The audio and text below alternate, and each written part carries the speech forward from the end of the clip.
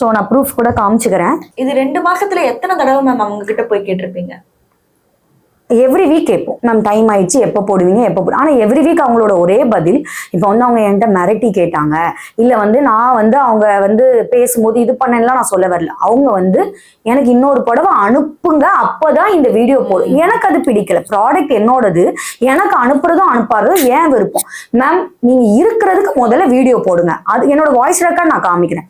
So அதுக்கப்புறம் உங்களுக்கு வேணும் அப்படின்னா நான் அனுப்புறேன். ஆனால் இருக்கிறதுக்கே நீங்க போடாத போது நான் இன்னொன்று எப்படி அனுப்ப முடியுங்கும் போது அவங்க வந்து அந்த பாயிண்ட புடிச்சுக்கிட்டு ஒரு 10 ரிப்ளை பண்ணாங்கன்னா 10 ரிப்ளையும் அதே வாய்ஸ் தான் கொடுக்காங்க. மேம் எனக்கு சாரி அனுப்புங்க அப்பதான் நான் இதுக்கு போடுவேன். அப்போ அது நான் எப்படி எடுத்துக்கணும்? அப்ப இன்னொன்னு அனுப்புனாதான் அதுக்கு போடுவீங்க அப்படின்னா அது பிளாக்மெயில் தானே.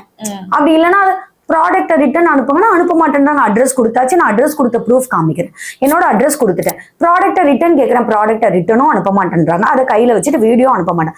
அந்த ட்ரெண்டே முடிஞ்சிருது. அதுக்கப்புறம் அவங்க ஒரு வேளை வீடியோ போடுறாங்கன்னா அதை போட்டு என்ன பண்ண, என்கிட்ட ஸ்டாக்கே இல்லைன்னா அது எனக்கு எதுக்கு? அந்த பிளவுஸோட ஒரு 1500 rupees, எனக்கு 1500 rupees லாஸ் தானே.